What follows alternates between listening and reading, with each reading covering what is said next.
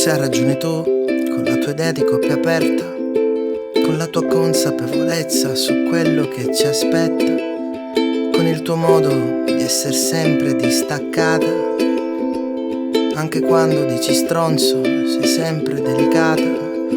Ma l'altro giorno in pieno centro di Torino t'ho detto guarda che mi hai preso per la mano, e ancora la ricordo la tua spinta.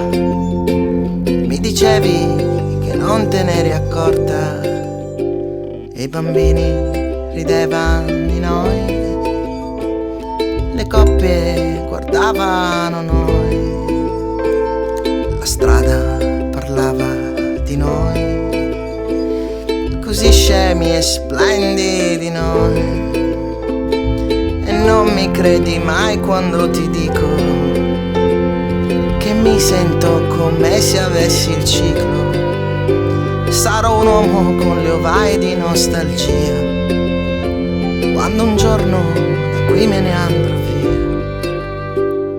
Però se non mi acciaccano i malanni, io ci ritorno a Torino tra 20 anni, sotto i portici per vivere d'offerte, visto che non ho messo mai niente da parte. Ma benedirò le mie mani bucate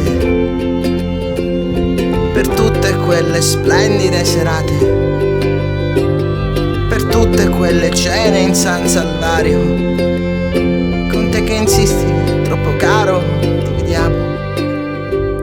E alla cassa rideva di noi, le coppie guardavano noi, i muri parlavano di noi, così scemi e splendidi noi.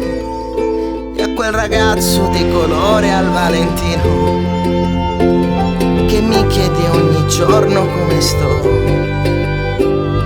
gli spiegherò che mi sento morire e forse un grammo glielo prenderò. I gatti parlano di noi, gli alberi siamo noi, il fiume ride di noi, scemi ancora più scemi.